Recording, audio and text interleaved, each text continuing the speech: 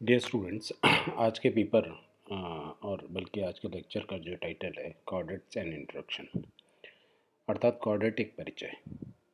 यह लेक्चर हमारे जंतु विज्ञान के प्रथम प्रश्न पत्र, द्वितीय वर्ष के प्रथम प्रश्न पत्र का हिस्सा है।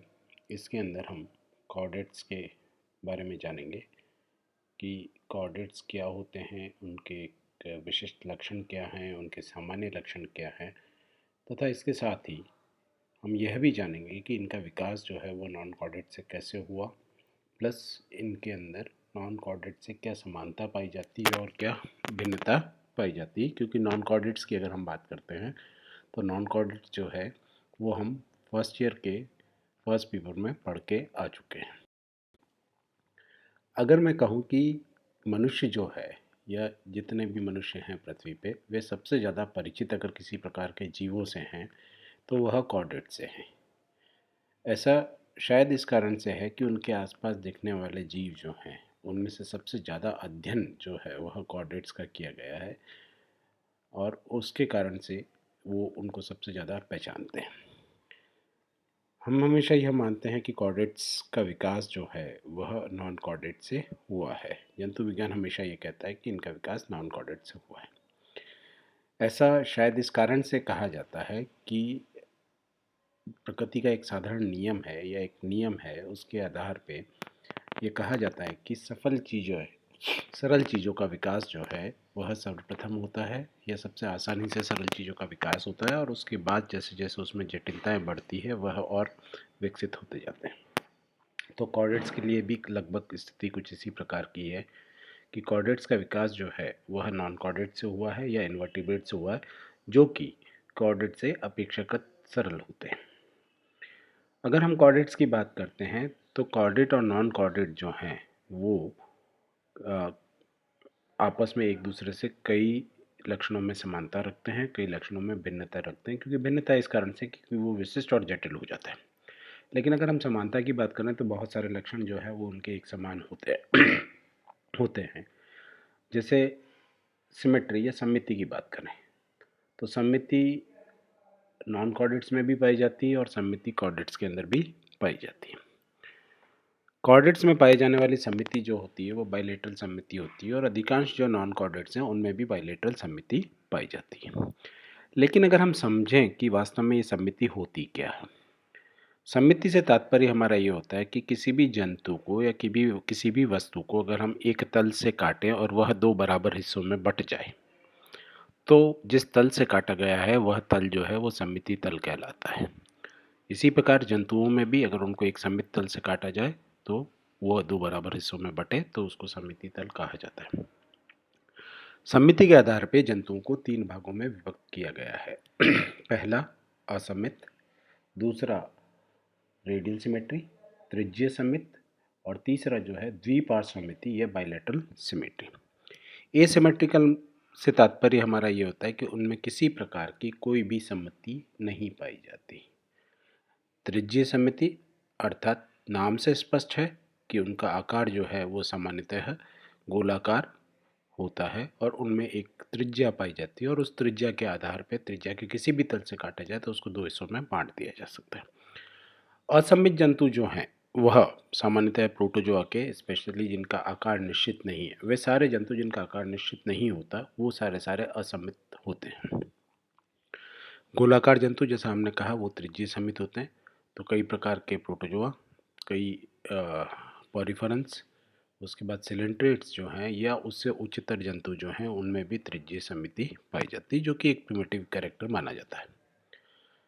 लेकिन उससे अगर समिति के हिसाब से जो सबसे एडवांस कैरेक्टर है उसको हम कहते हैं बाइलेटरल सिमेट्री। बाइलेटरल द्विपार्श्व सममिति अर्थात जंतु के शरीर में लेटरल साइड पे या लेटरल पार्श्व दिशा में एक ही अक्ष पाया जाता है और उस अक्ष पे अगर काटा जाए जंतु को तो वह दो बराबर हिस्सों में बट जाएगा। इसमें हम जब लेटरल की बात करते हैं तो जब भी हम सममिति की बात करते हैं तो there will be always left and right. हमेशा कभी भी इसके अंदर अग्र और पश्च भाग नहीं होगा, लेफ्ट और राइट भाग होगा जब भी हम सममिति की बात करते हैं। और बाइलेटरल सिमेट्री की बात करते हैं तो हमने कहा कि पार्श्वीय अक्ष पे अर्थात एक अक्ष पाया जा रहा है जिसके कारण कि वो दो बराबर भागों में बट जाता है। दूसरा जो लक्षण इनके साथ में समानता रखता है नॉन कॉर्डेट्स का नॉन कॉर्डेट्स के साथ में, उसको हम कहते हैं एक्सिएशन, अर्थात अक्षीकरण। अक्षीकरण क्या होता है? अक्षीकरण जो है वह एक प्रकार का लक्षण है जिसके आधार पे जंतु के अग्र और पश्च भाग को विभेदित किया जा सकता है, कि जंतु का अग्रभाग पहचाना जा सकता है और जंतु का पश्च भाग पहचाना जा सकता है, तो उसके आधार पे हम उसको कहते हैं एक्सिएशन। अगर हम बात करते हैं जंतुओं की, तो प्रोटोजोआ से लेके कुछ जंतुओं को छोड़ दें जिनमें कि स्ट्रक्चर जो है वो निश्चित नहीं है, लेकिन जिनका स्ट्रक्चर निश्चित है उसमें हम उसका अग्रभाग और पश्चभाग दोनों को निर्धारित कर सकते हैं, और यही जो है वो एक्सेशन कहलाता है। और इसी के आधार पे हम दो हिस्से बनाते हैं, one is called as anterior side जो कि आगे वाला हिस्सा है, one is called as posterior side जो कि पीछे वाला हिस्सा होता है। हमारे शरीर में कहें तो एंटीरियर साइड कौन सा हुआ? सिर वाला हिस्सा, मुंह वाला हिस्सा या चेहरे वाला हिस्सा जो है वो एंटीरियर साइड हुआ। पोस्टीरियर साइड जो होता है पाँव वाला हिस्सा जो हुआ पोस्टीरियर साइड। अन्य जंतु में जिस तरफ पूंछ पाई जा रही है वह पोस्टीरियर हुआ, बाकी सिर वाला हिस्सा एंटीरियर साइड हुआ। तो यह जो है वो सारे जंतुओं में एंटीरियर पोस्टीरियर एक्सिस पाया जाता है, चाहे वो कॉर्डेट्स हों चाहे वो नॉन कॉर्डेट्स हों। उसके बाद तीसरा कैरेक्टर जो सभी जंतुओं में पाया जाता है या अधिकतर जंतुओं में पाया जाता है उसको हम कहते हैं सीलोम या देहगुहा। देहगुहा के आधार पर, देहगुहा की उपस्थिति के आधार पर जंतुओं को तीन प्रकार से विभक्त किया गया है। पहला जो है उसको हम कहते हैं असमित, दूसरा जो होता है उसको पहला जो होता है उसको हम कहते हैं पहला जो होता है उसको हम कहते हैं एसिलोमेट, दूसरा जो होता है कूटगुई या सूडोसिलोमेट, और तीसरा जो होता है उसको हम कहते हैं ट्रूसिलोमेट या सिलोमधारी। हम जब एसिलोमेट की बात करते हैं या सूडोसिलोमेट की बात करते हैं या ट्रूसिलोमेट की बात करते हैं, तो हमारा तात्पर्य ये होता है कि उस जंतु के शरीर में अगर देहगुहा पाई जा रही है तो वह जंतु सिलोमेट होगा।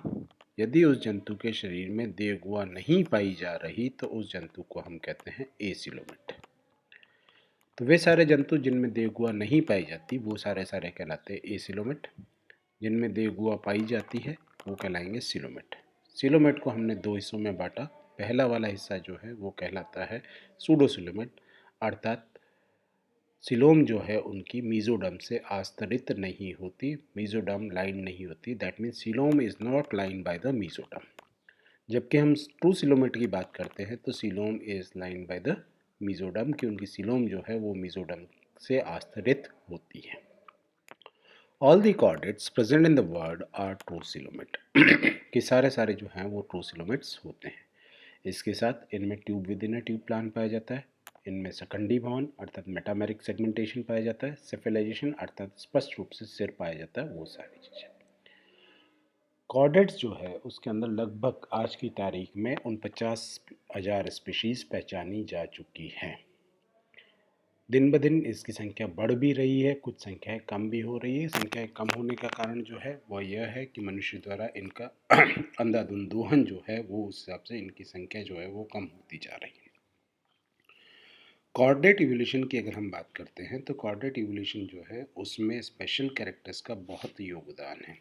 स्पेशल कैरेक्टर्स अर्थात उनके अंदर जो उनकी स्पेशलिटीज़ बढ़ती गई, उनके स्पेशलाइजेशन बढ़ते गए, तो उसके साथ साथ उनकी जटिलताएं भी बढ़ती गई। और ये स्पेशलाइज कैरेक्टर्स या स्पेशलाइजेशन जो बढ़ा इनका, वह इनके न सिर्फ शरीर के आकार प्रकार या उसकी संरचना में हुआ बल्कि वह उनके व्यवहार में भी परिलक्षित होना शुरू हुआ। और इस कारण से जब उनके व्यवहार में परिलक्षित होना शुरू हुआ अर्थात उनमें अडेप्टेशन की प्रवृत्ति जो है वह अन्य जंतुओं की अपेक्षाकृत अधिक हो गई। और जब अडेप्टेशन की प्रवृत्ति या अनुकूलन की प्रवृत्ति अन्य जंतुओं की अपेक्षाकृत अधिक हो गई तो उन जंतुओं के अंदर सर्वाइवल रेट या सक्सेस रेट जो है वो काफ़ी बढ़ गया। अब अगर हम आगे की तरफ बात करते हैं तो हम ये कहें कि इसका नाम कॉर्डेटा क्यों रखा गया, कि इस संघ का नाम हमने कॉर्डेटा क्यों रखा। तो कॉर्डेटा का नाम जो है वो कॉर्डेटा रखने के पीछे इनमें एक विशेष प्रकार की संरचना की उपस्थिति होने के कारण इनका नाम कॉर्डेटा रखा गया। उस संरचना को हम नोटोकॉर्ड के नाम से पहचानते हैं। नोटोकॉर्ड जो है वह दो ग्रीक शब्दों से मिलकर बना है, one is called as noton and other is called as chorda. Noton that means which is present on the back and chorda which is means the cord और रस्सी। नोटोकॉर्ड जो है वह एक ऐसा स्ट्रक्चर है जो कि जंतुओं के जीवन की किसी भी प्रावस्था में उपस्थित होता है। अर्थात यहाँ तात्पर्य क्या है? यहाँ तात्पर्य ये है कि जंतु की या तो भ्रूणीय अवस्था में या वयस्क अवस्था में या वृद्धावस्था में ये संरचना निश्चित रूप से उपस्थित होती है। जब हम कॉर्डेट्स की बात करते हैं तो हम कॉर्डेट्स के अंदर जो एक सब फाइलम बनाया वर्टिब्रेट्स, उसके अंदर यह जो नोटोकॉर्ड है यह वयस्क अवस्था में अनुपस्थित नहीं होती, लेकिन लोअर कॉर्डेट जितने हैं जिसको कि हेमिकॉर्डेट, सिफेलोकॉर्डेट या यूरोकॉर्डेट के नाम से पहचानते हैं, उनके अंदर नोटोकॉर्ड पाई जाती है और उनके वयस्क अवस्था में भी पाई जाती है। लेकिन ये जो लोअर कॉर्डेट्स हैं इनमें इसका आकार और इसकी संरचना जो है वो थोड़ी भिन्न हो सकती है, अर्थात वो पूरे शरीर के अंदर लंबाई में फैली हुई हो सकती है, कुछ विशेष करके हिस्से में सीमित हो सकती है, लेकिन उनमें पाई जाती है वयस्क अवस्था में। लेकिन वर्टिब्रेट में वयस्क अवस्था में नोटोकॉर्ड नहीं पाई जाती। नोटोकॉर्ड का प्राथमिक कार्य जो है वह शरीर को दृढ़ता प्रदान करना, स्केल्टल इसकी फोल्डिंग अर्थात उसके जो स्केल्टल मसल्स हैं उसके अंदर एक प्रकार से ऐंठन उत्पन्न करना, जिसके कारण कि वह तैरने में मदद कर पाए।